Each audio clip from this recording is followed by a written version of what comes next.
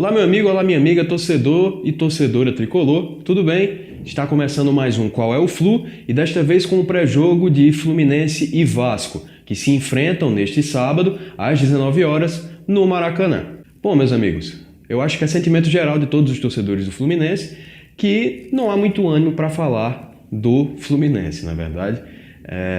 Perdemos na última rodada para o Ceará e também com a vitória do Cruzeiro em cima do Botafogo, nós entramos na zona de rebaixamento e nossas chances de rebaixamento subiram significativamente para 56%. Bem, é muito claro que nos últimos jogos, erros coletivos, táticos principalmente, recorrentes voltaram a acontecer. O Fluminense se coloca nessa posição pela própria incompetência e também por uma série de outros fatores, né? Decisões equivocadas da antiga diretoria, da gestão do Pedro Abad, que montou esse elenco aí, errou totalmente na concepção do elenco, até pelo treinador que escolheu para comandar o Fluminense no início de 2019, assim como da atual diretoria, na concepção, na escolha de outros profissionais para o comando técnico do Fluminense. A gente se vê nessa situação, o Fluminense perdeu jogadores importantes também ao longo da temporada, o Everaldo, o Luciano, o Pedro, o principal centroavante do time, e se o poder de decisão, se o poder de finalização e de conclusão do time já era muito baixo com esses jogadores que elevavam de certa forma o poderio do nosso elenco, imagina hoje sem esses e com outras peças que chegaram e não conseguiram suprir as baixas que foram acontecendo ao longo do ano, né? O Wellington nem chegou, não correspondeu, Ourinho chegou, Lucas Claro nem jogou. Então, assim, a situação do Fluminense é difícil porque ele se colocou nessa posição, né? Não tem muito mais o que falar. Quem acompanha os vídeos desde que eu assumi esse quadro vê que eu venho falando sobre vários aspectos que o Fluminense deveria e poderia melhorar, principalmente coletivamente. Os meus textos, principalmente os dois últimos lá no Netflix, quem não acompanhou, acessa lá. Análise pós-jogo contra o Flamengo, análise pós-jogo do último jogo contra o Ceará, na quarta-feira, que foi ao ar na última sexta. Então, tem vários aspectos ali que foram falados, foram mencionados, venho batendo nessa tecla há muito tempo, então não tem muito mais o que falar, somente vamos ver aí a provável escalação, as possibilidades desse Fluminense que enfrentará o Vasco em mais um clássico nesse ano. Vamos lá. Então, pessoal, na prancheta a gente percebe que o Fluminense tem mudanças para enfrentar o Vasco.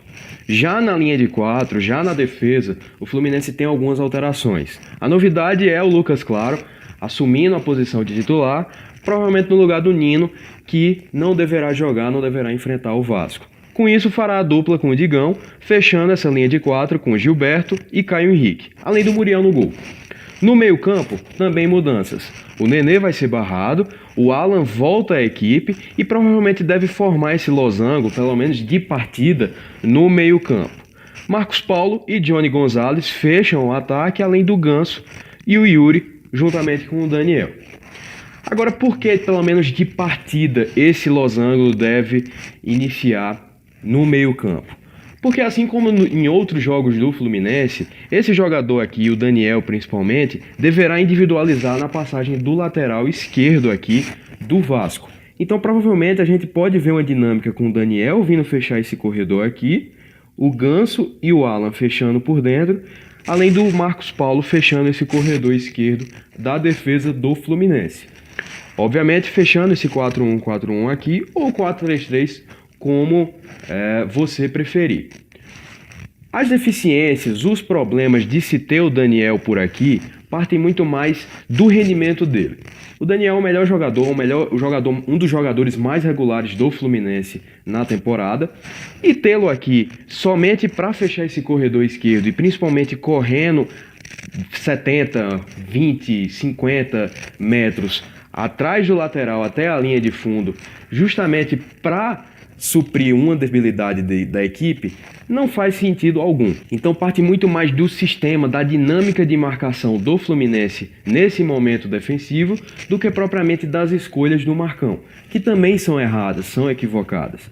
Se a gente vai para uma situação aqui em que o Fluminense marcasse por zona, por exemplo, poderia-se muito bem acontecer esse tipo de situação.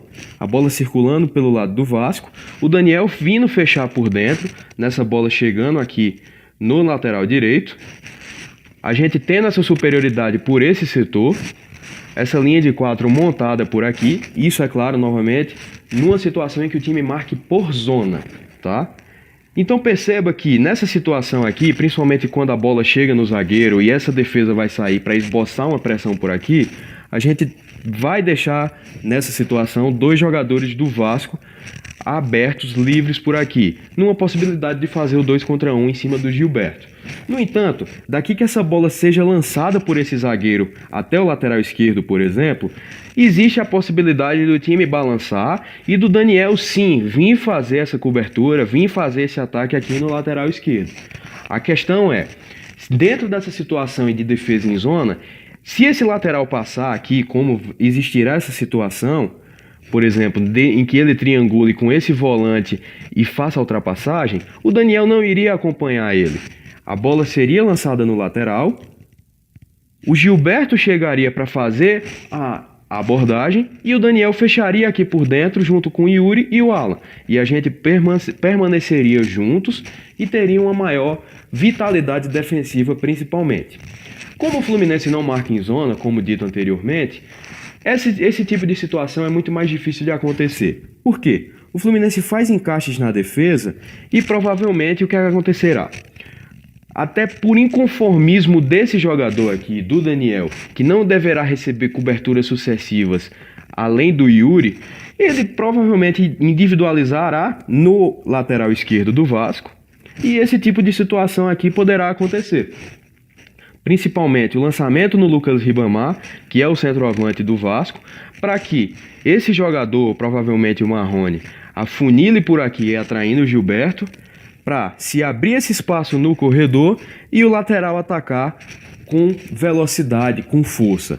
E provavelmente esse encaixe de marcação acontecendo no final do campo. O Daniel individualizando no lateral até o fim, o Gilberto individualizando no extremo do Vasco, os 2 zagueiros no Ribamar, o Caio Henrique no extremo oposto, Alan e Yuri nos 2 volantes que se sobem, Ganso no primeiro volante, o Marcos Paulo fazendo esse balanço também individualizando com o lateral direito do Vasco, além do Johnny Gonzalez dividindo com os 2 zagueiros. Esses são os problemas, essas são as debilidades, as dificuldades de se ter uma marcação praticamente individualizada no setor defensivo e que provavelmente matará um dos melhores jogadores da nossa equipe, se não o melhor, talvez o mais regular, tá? Então essa é a provável escalação, algumas observações do comportamento defensivo do Fluminense para esse jogo contra o Vasco.